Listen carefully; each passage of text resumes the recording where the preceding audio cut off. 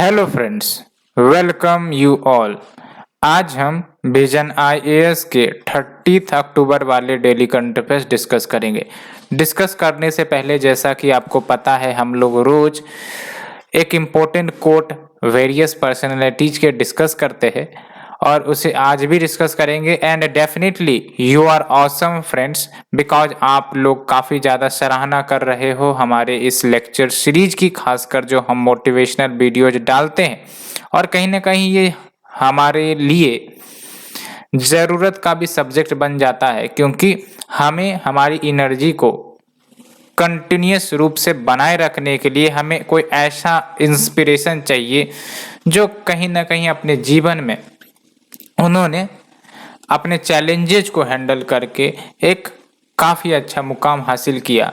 चाहे हम गौतम बुद्ध की बात कर ले, महावीरा की बात कर ले, या फिर विवेकानंद की बात कर ले, या फिर कोई अन्य पर्सनैलिटी ही क्यों ना हो, उन सबों ने अपने लाइफ में वेरियस चैलेंजेस झेले हैं। कहीं ना कहीं हम लोग से काफ़ी ज़्यादा चैलेंजेज, हम लोग तो कुछ भी नहीं है उनके सामने। वो जो चैलेंजेज उन्होंने झेले हैं आप समझ सकते हो, उसके बाद उन्होंने जो सफलता हासिल करी है, तो इसका मतलब चैलेंजेस झेलने के बाद जो आपको सफलता मिलती है उसका मिठास ही कुछ अलग होता है। इसलिए हमें हमेशा चैलेंज को as a solution, not a problem के रूप में देखना चाहिए, जैसा कि मैंने आपको बताया है। एंड आप प्लीज मेरे चैनल को सब्सक्राइब जरूर करें, शेयर जरूर करें, ताकि ये और भी लोगों के पास पहुंचे और कहीं ना कहीं हमें भी मोटिवेशन मिलती रहे। सो फ्रेंड्स, आज के इस कोट में देखते हैं सबसे पहले कौन सी कोट मैं लेकर आया हूं। गौतम बुद्ध का कोट, और ये कहीं ना कहीं हमारे ऊपर जचता भी है। आप ऑब्जर्व कर सकते हैं, आपने डेफिनेटली ऑब्जर्व भी किया होगा अपने लाइफ में, अपने इस प्रिपरेशन की जर्नी में। There are no secrets to success. सफलता की कोई सीक्रेट नहीं है, ओपननेस है ये। कैसे? Because success comes from preparation, hard work and learning from the failure. ये आप एब्सोल्युटली ऑब्जर्व करते होगे, ठीक है। अभी प्रीलिम्स का रिजल्ट आया, बहुत सारे लोगों का सिलेक्शन हुआ होगा, many many congratulation to them. और जिनका नहीं हुआ, कहीं ना कहीं उनको भी डिमोटिवेट होने की जरूरत नहीं है, क्योंकि already this preparation requires patience, and this patience will lead you definitely success towards your target। and बिना चिंता किए हुए कि आगे क्या होगा, we should focus on our work, we should focus on our karma, we should focus on our hard work, and the most important thing, learn from the failure। ठीक है, जो गलती हम लोगों ने पिछले बार करी होगी, वो गलती अगर न दोहराई जाए तो कम से कम हम फिर से वो गलती करने से बच सकते हैं और हम आगे जरूर अच्छा करेंगे, पहले से बेहतर करेंगे। और ये हमारी कुछ समय की प्रिपरेशन नहीं होती है, इसमें आपका पेशेंस चाहिए, इसमें आपका नॉलेज बेस धीरे धीरे बनता है। बिकॉज आपको इंटायर सिलेबस पूरे इंडिया का, पूरे वर्ल्ड का लगभग पढ़ने का होता है, तो इसमें आपको घबराने की जरूरत नहीं है।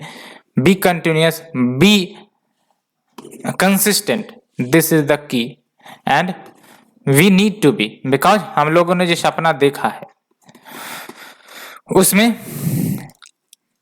कहीं ना कहीं वो एनर्जी भी रहनी चाहिए जो इस सपने को पूरा करने में मदद करे, जो हमें आगे बढ़ाए, जो हमें पीछे की तरफ न ढकेले। जो ताकतें आपको या हमें पीछे ढकेलती है उनसे हमें नजर भी नहीं मिलानी चाहिए, क्योंकि उसकी कोई वैल्यू नहीं है हमारे जीवन में। और तभी जाके हम ऐसे निगेटिव बातों को इग्नोर करेंगे और हम अच्छी बातें सीखेंगे definitely. So there is no secret of success, it is the result of preparation, hard work and learning from the failure. ठीक है। So friends, hope you liked it and please subscribe my channel if you not. So let's move to the first article. काफी important article है, क्योंकि science and technology में जो भारत की achievements है वहां से डायरेक्ट क्वेश्चंस आते हैं। स्पेस मैन्ड मिशन के ऊपर तो क्वेश्चन आ चुका है। अब द न्यूज इज, इंडिया का जो first manned ocean mission that is Samudrayaan, ये लॉन्च की गई है। गगनयान के बारे में आपने सुना होगा, वो आपका स्पेस मिशन है, मैंड स्पेस मिशन। समुद्रयान जो होगा आपका मैंड ओशियन मिशन होगा, ठीक है। तो इसका क्या सिग्निफिकेंस होगा और फोकस एरिया क्या होगा उसे डिस्कस करेंगे, लेकिन let's move to the syllabus first. तो आपका article 1 GS paper 3 science and technology में जो आपका अचीवमेंट्स ऑफ इंडियंस है in the science and technology, indigenisation of technology and developing new technology, इसके अंतर्गत कवर होंगी, ठीक है। तो अगर हम बात करें बेसिक की, तो ये जो आपका मत्स्य 6000 है, इसी का नाम है आपका डीप वाटर मैंड सबमर्सिबल, यानी कि ये आपका व्हीकल होगा जो कैरी करेगा 3 ह्यूमन विंग्स को with an endurance of 12 hours, यानी कि 12 घंटों के लिए। लेकिन अगर कोई लेट से की इमरजेंसी आ गई तो 96 आवर्स तक ये जो व्हीकल होगा वो कैपेबल होगा इन ह्यूमन बींग्स को कैरी ऑन करने के लिए। तो ये मत्स्य 6000 आपको याद रखनी है, और ये सब आपका समुद्रयान इनिशिएटिव के तहत किया जाएगा। एंड ये जो आपका डीप वाटर मैंड सबमर्सिबल है, यानी कि जो व्हीकल होगी जिसके ऊपर ह्यूमंस को कैरी की जाएगी, उसको डेवलप किया जा रहा है under the edges of deep ocean mission, जिसका बेसिक ऑब्जेक्टिव उन सी टेक्नोलॉजी को डेवलप करना जो सस्टेनेबल यूज ओशियन रिसोर्सेस के लिए मदद कर सके। यानी कि ओशियन में आपको पता है बहुत सारे मेराइन रिसोर्सेस मिलते हैं, बट इम्पोर्टेंट ये है कि हमें उसका सस्टेनेबल यूज करने आना चाहिए, अदरवाइज वहाँ की जो बायोडाइवर्सिटी है उनका नुकसान हो सकता है, वहाँ की हैबिटेट है जो उनका नुकसान हो सकता है, और अल्टीमेटली ये जो आपका अर्थ है उसको प्रभावित करेगा। दैट्स वाई हमें ऐसे डीप सी टेक्नोलॉजी को डेवलप करना है जो ओशियन रिसोर्सेज का सस्टेनेबल यूज करवा सके। एंड इसके लिए जो मिनिस्ट्री ऑफ अर्थ साइंस है वो आपका नोडल मिनिस्ट्री होगा for implementing the deep ocean mission. And जो इस व्हीकल की सिस्टम डिजाइन है या फिर जो सब कंपोनेंट्स यूज होने वाले हैं वो रिव्यू किए जाते हैं, सर्टिफाई किए जाते हैं एज पर द रूल्स जो international association of classification and certification society बनाती है।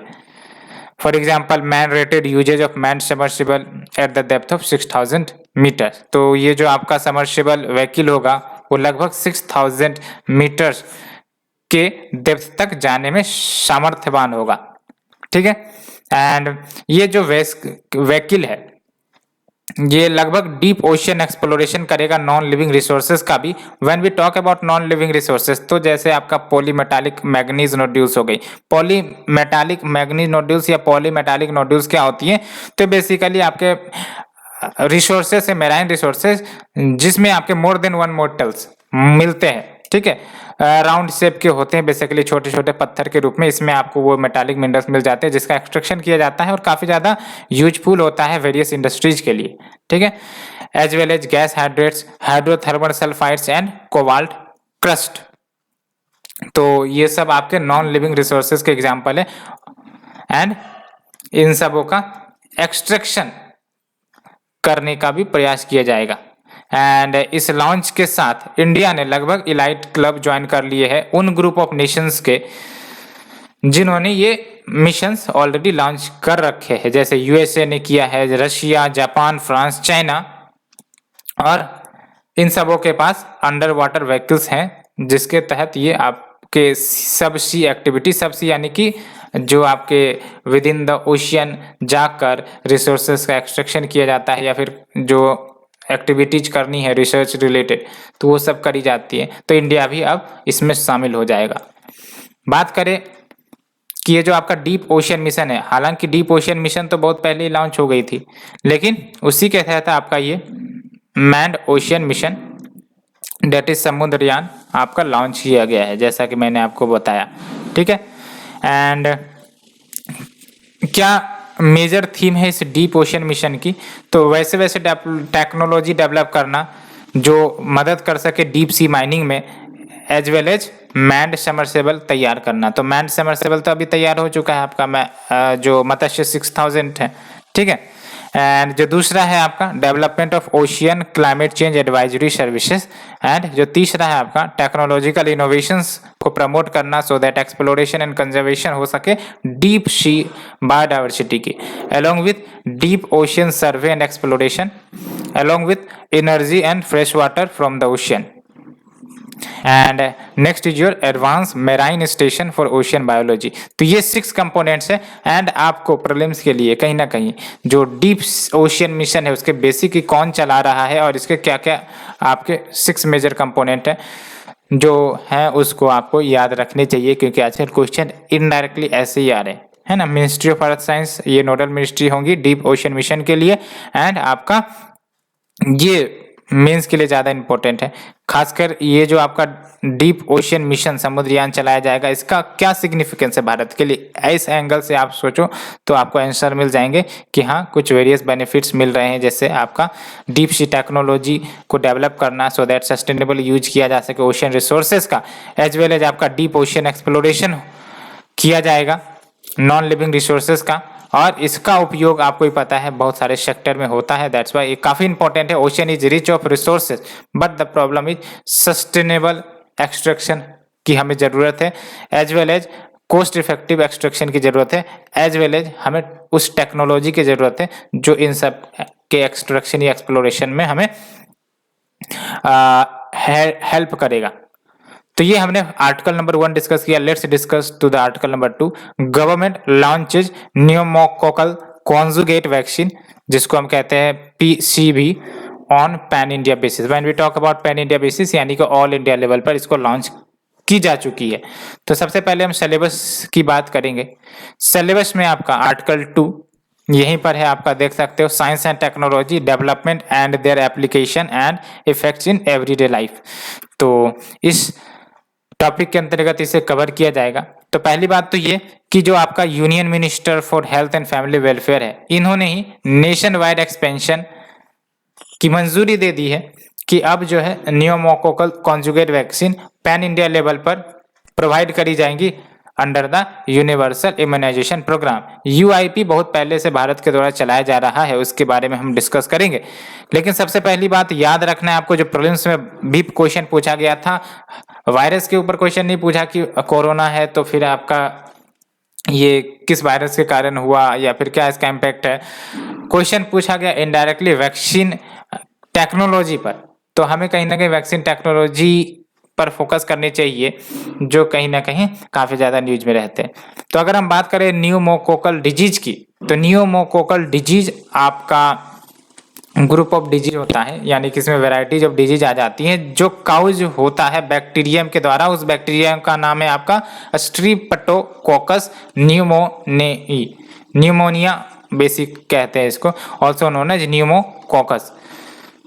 ठीक है, तो ये हमने डिस्कस किया न्यूमोकोकल डिजीज क्या है, आपके group of disease caused by the bacterium called streptococcus pneumoniae, इसी को हम न्यूमोकोकस भी कहते हैं। एंड ये जो आपका न्यूमोकोकल डिजीज है ये मल्टीपल ऑर्गन सिस्टम्स यानी कि डिफरेंट ऑर्गन्स में ये अकर हो सकता है, इसके कारण न्यूमोनिया हो जाएगा, मैंगनीटिस हो जाती हैं, या फिर बैक्टीरिया सेप्सिस जैसी डिजीज हो जाती हैं, साइनोसाइटिस या फिर ब्रोंचिटिस, ये सब कुछ डिजीजेज हो जाती हैं, as well as middle ear infection. And आप देख सकते हो ये इंपॉर्टेंट डाटा है, आप रिमेंबर कर सकते हो मेंस के लिए, प्रीलिम्स के लिए नहीं, कि भारत में लगभग 16% जो डेथ होता है चिल्ड्रन में वो आपका न्यूमोनिया के कारण होता है ना।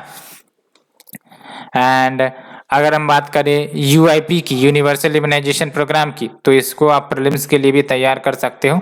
ठीक है, एंड एक प्रकार से नाम से पता चल रहा है यूनिवर्सल इम्यूनाइजेशन प्रोग्राम तो भारत सरकार की प्रोग्राम है, जिसके तहत आपका ऑल इंडिया लेवल पर इम्यूनाइजेशन प्रोवाइड करी जाती है व्यक्ति को, बच्चे को, सो दैट अगर कोई भी इन्फेक्शियस डिजीज अगर होते हैं तो वो एफेक्ट ना कर सके आपका जो फर्टिलिटी है। फर्टिलिटी मीन्स ये जो आपका मोर्टेलिटी है, बेसिकली मोर्टेलिटी को कम किया जा सके इन्फेक्शियस डिजीज के कारण जो होते हैं। ठीक है, तो अगर हम बेसिक की बात करें UIP की, तो ये one of the largest public health programme है और लगभग इसके तहत 26.7 मिलियन न्यूबॉर्न्स को टारगेट किया जाता है, as well as 29 million pregnant women को टारगेट किया जाता है एनुअल लेवल पर। यानी कि एनुअल लेवल पर आपका इतने न्यूबॉर्न्स को ये UIP के तहत वैक्सीनेशन प्रोवाइड करी जाती है प्रेग्नेंट वोमेन को, लगभग 29 मिलियन प्रेग्नेंट वोमेन को आपका यूआईपी के तहत वैक्सीन प्रोवाइड करी जाती है। और जब हम बात करें यूआईपी की, तो यूआईपी के तहत इम्यूनाइजेशन यानी कि वैक्सीनेशन आप कह लो, वैक्सीनेशन प्रोवाइड करी जाती है free of cost against 12 vaccine preventable disease. तो ये 12 वैक्सीन प्रिवेंटेबल डिजीज में आपके जो 10 हैं वो नेशनली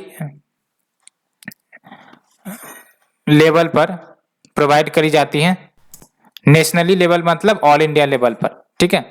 तो ये हर राज्य को प्रोवाइड किया जाता है आपका ये जो 10 डिजीज के अगेंस्ट वैक्सीन है, जैसे डायफिटेरिया हो गया, पर्ट्यूसिस हो गया, टेटनस हो गया, फिर आपका polio, measles, rubella and severe form of childhood tuberculosis, rotavirus, diarrhoea, hepatitis B and meningitis and pneumonia which is caused by the Haemophilus influenza type B। तो ये आपके 10 डिजीज जिसके तहत आपका नेशनल लेवल पर वैक्सीनेशन ड्राइव चलाया जाता है। दूसरा है आपका सब नेशनल लेवल पर, यानी कि पूरे राज्य में नहीं चलाए जाते हैं, सर्टेन डिस्ट्रिक्ट सर्टेन स्टेट में चलाए जाते हैं अगेंस्ट द 2 डिजीज। तो वो 2 हैं आपका न्यूमोनोकोकल निमोनिया एंड जापानीज इंसेफेलाइटिस, ठीक है, जिसमें आपका जो न्यूमोनोकोकल कॉन्जुगेट वैक्सीन है जिसका हमने आज चर्चा किया, उसको अब नेशनल लेवल पर एक्सपेंड कर दी गई है। पहले ये सेलेक्टेड डिस्ट्रिक्ट में ही दी जाती थी वैक्सीनेशन जहां पर ये केसेस ज्यादा थे, जैसे बिहार हो गया, हिमाचल हो गया, ठीक है। एंड अब इनको नेशनल लेवल पर हरी झंडी मिल चुकी है। एंड जापानीज इंसेफेलाइटिस की बात करें जो दूसरा है आपका सब नेशनली कैटेगराइजेशन में, तो ये सिर्फ और सिर्फ इंडेमिक डिस्ट्रिक्ट में प्रोवाइड करी जाती है, यानी कि जहां पर ये प्रॉब्लम है वहीं पर प्रोवाइड करी जाती है, not at all India level, ठीक है। एंड अगर हम बात करें कंजुगेट वैक्सीन की, तो conjugate vaccine is a type of vaccine जो वीक एंटीजन को स्ट्रॉन्ग एंटीजन के साथ कंबाइन किया जाता है, और ये कैरियर के रूप में यानी कि कैरिंग मास्टर कह सकते हो, तो एज ए कैरियर के रूप में ये शरीर में प्रोवाइड करी जाती हैं ताकि इम्यून सिस्टम स्ट्रांगली रिस्पॉन्स कर सके टू द वीक एंटीजन। तो आपको याद रखना है, समझना है कि कंजुगेट वैक्सीन की बात करें तो it is a type of vaccine जिसमें आपका वीक एंटीजन को कंबाइन किया जाता है स्ट्रॉन्ग एंटीजन के साथ, ठीक है, और उसको ह्यूमन बॉडी में कैरी आउट किया जाता है। एंड एक बार ह्यूमन बॉडी में इंटर करने के बाद स्ट्रॉन्ग इम्यून सिस्टम डेवलप करती है हमारी बॉडी एंड इस वीक एंटीजन के साथ एक्ट करती है, ठीक है। And so we discuss the article number 2, let's move to the 3rd article, guidelines for reforms in public procurement and project management release. तो ये जो आपका पब्लिक प्रोक्योरमेंट के बारे में हम जानेंगे कि क्या होता है, एंड इसके लिए कुछ रिफॉर्म्स से रिलेटेड गाइडलाइंस जारी करी गई हैं। तो क्या है ये गाइडलाइंस, डिस्कस करते हैं। ये आप देख लो आर्टिकल नंबर 3 कहाँ गया, हाँ ये है आपका important aspects of governance, transparency and accountability, ठीक है। तो लेट्स डिस्कस। तो ये जो आपका गाइडलाइन लाया गया है, ये बेसिकली मेन ऑब्जेक्टिव यही है कि इनोवेटिव रूल्स को इन्फ्यूज किया जा सके so that faster, efficient and transparent execution हो सके उन प्रोजेक्ट्स का जो गवर्नमेंट प्रोक्यूर करती है।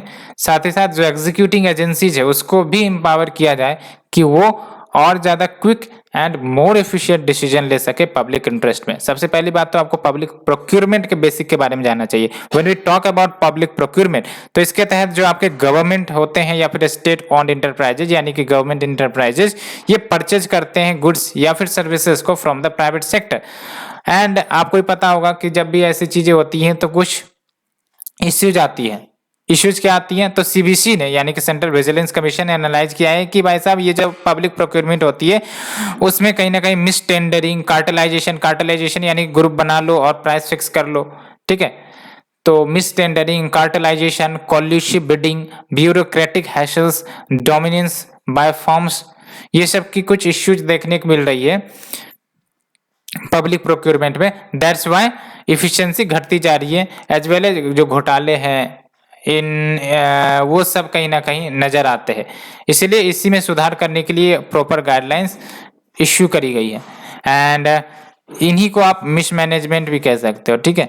तो प्रिवेंशन ऑफ मिसमैनेजमेंट की जरूरत है, बिकॉज अगर हम बात करें पब्लिक प्रोक्योरमेंट की, तो पब्लिक प्रोक्योरमेंट का जो वेटेज है आप देख सकते हो 20 से 30% ऑफ द जीडीपी आपका पब्लिक प्रोक्योरमेंट में जाता है। यानी कि जो हमारी जीडीपी है, जीडीपी का 20 से 30% निकालो तो वो पब्लिक प्रोक्योरमेंट में जाता है। और ऐसे में अगर यहाँ मिसमैनेजमेंट होता है तो आप समझ सकते हो कि कितनी ज्यादा नुकसान होती हैं गवर्नमेंट को, कह लो, ठीक है। एंड उसके कारण आपका जो सर्विस डिलीवरी है उस पर भी असर पड़ता है। That's why it is very important कि इसमें रिफॉर्म लानी चाहिए। और ये सब जो इश्यू है, mis tendering, cartelization, collusive bidding and bureaucratic हैशेस, डोमिनेंस बाय फॉर्म्स, ये सब इश्यू को कम की जाए, खत्म की जाए अल्टीमेटली। तो क्या कुछ की प्रोविजन है इस गाइडलाइंस में? तो पहली बात तो alternative methods for selection of contractor, यानी कि जो जिन कॉन्ट्रैक्टर को सेलेक्ट किया जाएगा उसके लिए अल्टरनेटिव मेथड्स का प्रोविजन किया गया है। और इसके तहत स्पीड भी इंप्रूव होगा, एफिशिएंसी भी इंप्रूव होगा in the execution of the project.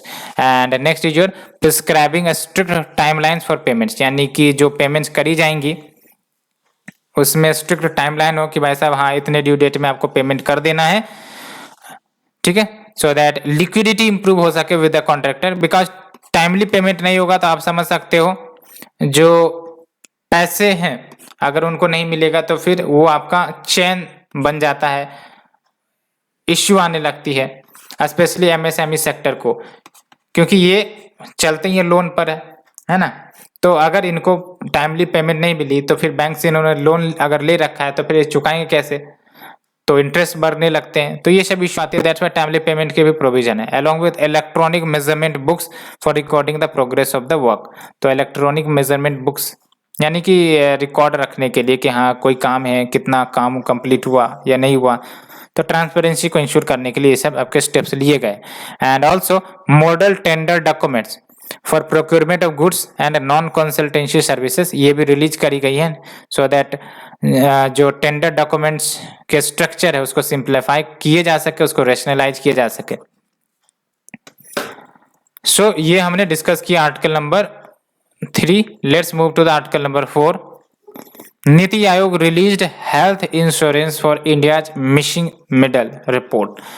तो मिसिंग मिडल क्या है इसको जानेंगे और इस रिपोर्ट में क्या कुछ आपकी हाईलाइट रहे हैं उसे देखेंगे, क्योंकि ये आपका मेंस प्लस प्री के लिए भी इंपॉर्टेंट हो सकता है, बिकॉज गवर्नमेंट रिपोर्ट है। तो अगर हम बात करें सिलेबस की तो आर्टिकल नंबर 4 आपका issues relating to the development and management of social sector या services relating to the health से इश्यूज है, इसलिए ये सिलेबस में आपका कंप्लीट होगा, कवर होगा, ठीक है। तो आप देख लो ये जो रिपोर्ट लाई गई है इसमें गैप्स को हाईलाइट किया गया है, जो हेल्थ इंश्योरेंस कवरेज है across the Indian population, and उसके लिए क्या सॉल्यूशन है, यानी कि इस गैप को कम करने के लिए, मिनिमाइज करने के लिए, खत्म करने के लिए क्या सॉल्यूशन है, उस सॉल्यूशन की भी बात करते हैं। एक फैक्ट निकल कर आ रहा है कि लगभग 30% जो पॉपुलेशन है हमारे देश के, जिनको मिसिंग मिडिल कहा गया है इस रिपोर्ट में, और इन्हें किसी भी प्रकार की फाइनेंशियल प्रोटेक्शन हेल्थ से रिलेटेड मैटर में नहीं है। यानी कि अगर इनको कुछ बीमारी होगी तो इनको फाइनेंशियल प्रोटेक्शन नहीं है कि पैसे कहाँ से आएंगे इलाज के लिए, ये सब कोई भी किसी भी प्रकार का फाइनेंशियल प्रोटेक्शन नहीं है, ठीक है। तो लगभग 30% पॉपुलेशन आप सोच सकते हो, 130 करोड़ का 30% आप निकाल लो, पता चल जाएगा काफी बड़ा शेयर है जिनके पास किसी भी प्रकार की फाइनेंशियल प्रोटेक्शन हेल्थ के लिए नहीं है। तो क्या की हाईलाइट है इस रिपोर्ट के? पहली बात तो ये कि जो की चैलेंजेज है in the increasing coverage of the health insurance, कि अगर हेल्थ इंश्योरेंस को इंक्रीज करना है, इनके कवरेज को इंक्रीज करना है तो क्या चैलेंजेज आ रहे हैं। पहली बात तो इंश्योरेंस सेक्टर में सबसे बड़ी चैलेंजेस है low awareness and difficulty in understanding, because जो हेल्थ इंश्योरेंस के प्रोडक्ट लॉन्च किए जाते हैं काफ़ी ज़्यादा कॉम्प्लेक्स होते हैं, ठीक है, अंडरस्टैंड नहीं हो पाती है लोगों के द्वारा, साथ ही साथ अवेयरनेस की कमी है। तो एक तो ये चैलेंजेस आते हैं, low awareness and difficulty in understanding. दूसरा है आपका identification of and outreach to the customers is the primary hurdle to the supply side, यानी कि कस्टमर्स को आइडेंटिफाई करो, जिन कस्टमर्स को ये सब प्रोडक्ट चाहिए, एंड हम लोग कहीं ना कहीं उन कस्टमर्स को आइडेंटिफाई नहीं कर पाते, जिसका कारण इंश्योरेंस कवरेज या हेल्थ कवरेज आपका बढ़ नहीं पाता। Along with adverse selection, adverse selection मतलब फॉर एग्जाम्पल एक व्यक्ति है जिसने इंश्योरेंस लिया, अब इंश्योरेंस लिया, हेल्थ इंश्योरेंस लिया, उसने अपने प्रॉपर अंडरलाइंग हेल्थ कंडीशन को नहीं बताया। उनके हो सकते हैं पहले से कुछ बीमारी हो, लेकिन जब उन्होंने इंश्योरेंस खरीदा तो उन्होंने नहीं बताया कि भाई साहब मेरे को ये बीमारी है। अब लेट्स से कि उनका बीमारी बढ़ जाता है, तो ऐसे में क्या करेगा वो व्यक्ति जिन्होंने बताया नहीं था इस अंडरलाइंग डिजीज के बारे में, वो अब क्लेम करना चाहेगा। तो इसके कारण क्या होता है, लोड किस पर आएगी, इंश्योरेंस कंपनीज के ऊपर आएगी, क्योंकि आप समझ सकते हो प्रीमियम इनको रिसीव हुआ 20 रुपये का लेट से, और क्लेम आ गया 100 रुपये का, तो मार्केट फेल्यूर की समस्या बढ़ जाएंगी। यही होता है आपका एडवर्स सिलेक्शन, कि प्रॉपर जानकारी नहीं कलेक्ट की गई कंपनी के द्वारा before providing the insurance, and जब क्लेम की बारी आई तो आपका क्लेम ज़्यादा किया जाएगा as compared to the premium paid. तो ये हो गया आपका एडवर्स सिलेक्शन। इसके कारण हेल्थ इंश्योरेंस मार्केट काफ़ी ज़्यादा डिटोरिएट होता है, मार्केट फेल्यूर देखने को मिलती है, and missing middle population is highly price sensitive. Next is your different models suggested for increasing the health insurance coverage. तो वेरियस मॉडल्स सजेस्ट किए गए हैं on how to increase the health insurance coverage. पहली बात तो private voluntary insurance को expand किया जाए, क्योंकि जो आपके LIC है आपको ही पता है गवर्नमेंट इंश्योरेंस है, तो प्राइवेट वॉलेंटरी इंश्योरेंस को अगर इंक्रीज किया जाएगा तो रीचेबिलिटी बढ़ेंगी, ठीक है।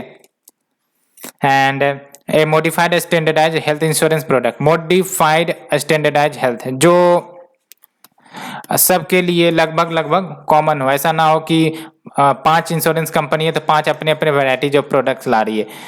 5 कंपनीज है, एक मॉडल इंश्योरेंस स्कीम चला दी जाए जो इन सारे कंपनीज को इश्यू करनी होंगी, और कहीं भी जाए कंज्यूमर उनको कंफ्यूजन ना रहे।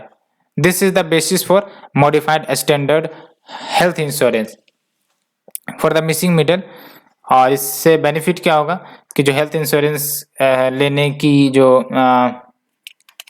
ताकत है, अपटेक है, वो बढ़ेंगी, ठीक है। And allowing the voluntary contribution under using the Ayushman Bharat प्रधानमंत्री जन आरोग्य योजना इंफ्रास्ट्रक्चर या फिर EIEC, यानी कि गवर्नमेंट भी कुछ कंट्रीब्यूट कर दे सो दैट लोगों को जो प्रीमियम पे करने की लोड है वो कम हो और लोग सब्सक्राइब करें इंश्योरेंस को।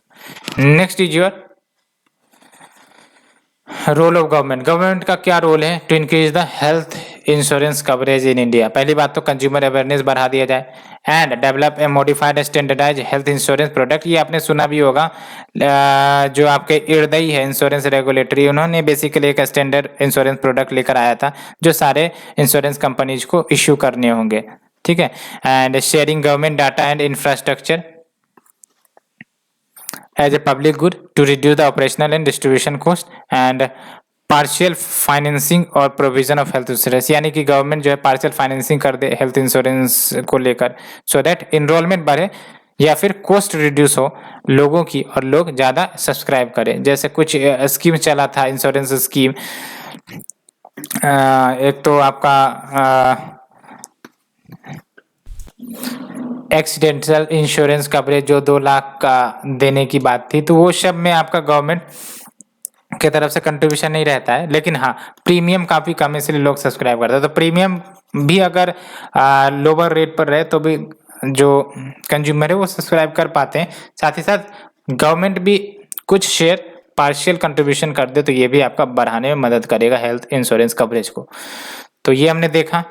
तो जो आप यहाँ पर डायग्राम देख रहे हो, systematic for missing middle population segment uncovered by the health insurance, ये देख लो, ये जो 20% है ये रिलेटिवली रिच सेक्शन है, ऑर्गेनाइज सेक्टर है, जो कवर किए जाते हैं वेरियस इंश्योरेंस स्कीम के तहत, ठीक है। और ये जो 30% की बात हमने की, ये मिसिंग मिडल है between the poor and the relatively rich, and जो आपका 50% है वो आपका पुअर जो कवर किए जाते हैं गवर्नमेंट के द्वारा, और गवर्नमेंट इसके लिए सब्सिडाइज्ड हेल्थ इंश्योरेंस स्कीम चलाती है, जैसे पीएमजे हो गया, स्टेट स्कीम्स भी चलती है।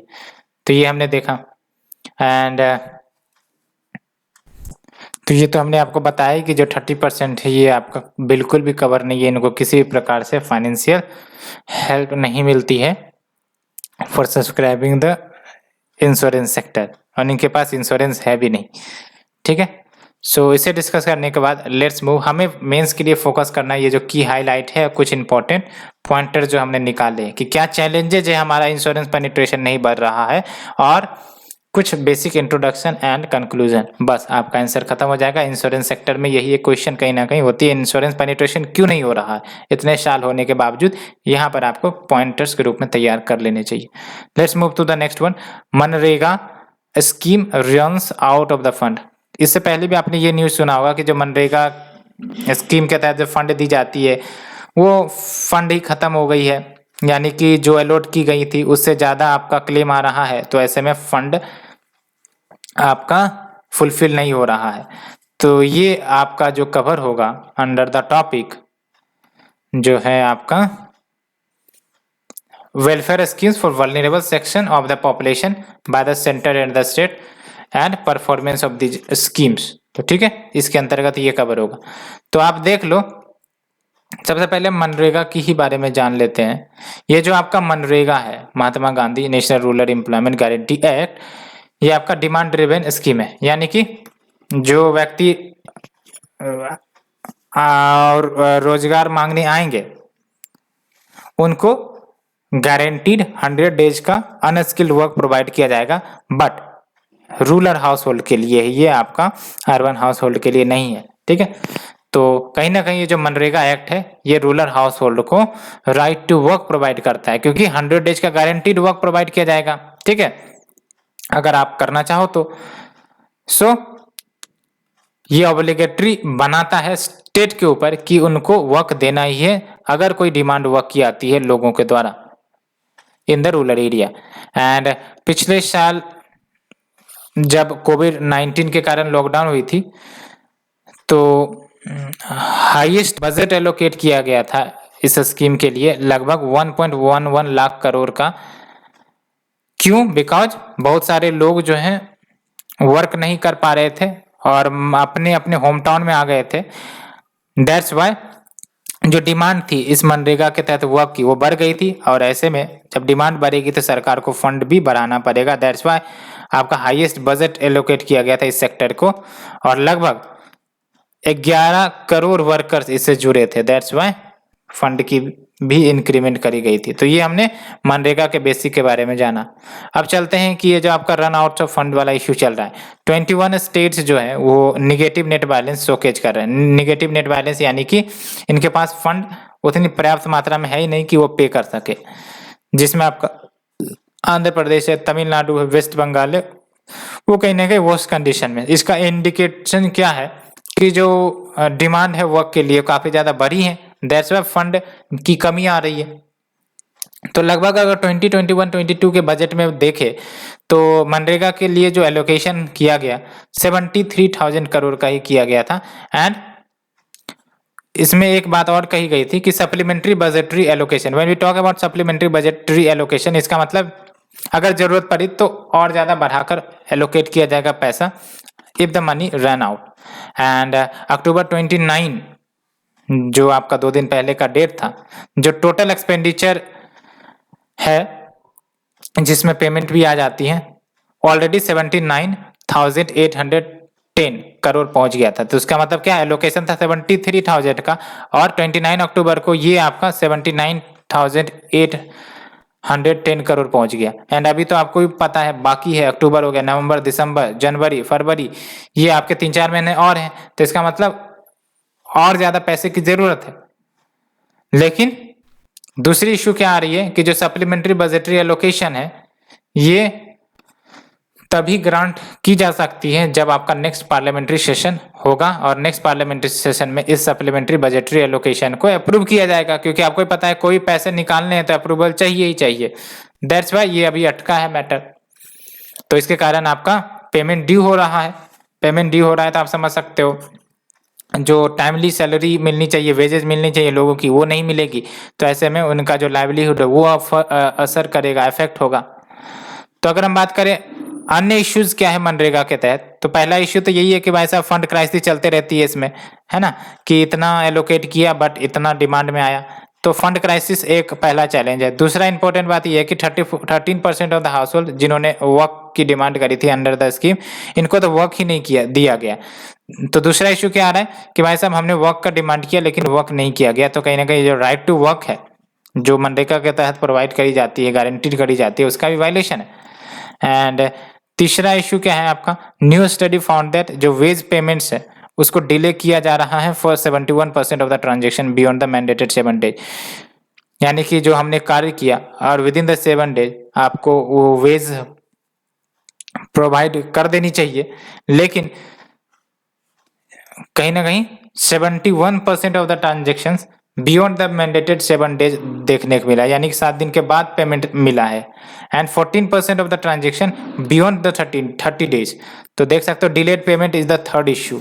ठीक है, तो एक तो डिलेड पेमेंट हो गया, एक जो राइट टू वर्क है, दूसरा इश्यू हो गया, तीसरा आपका फंड क्राइसिस। 3 इश्यू हमने देखा मनरेगा के तहत। ठीक है, और मनरेगा के बेसिक्स हमने देखे भी।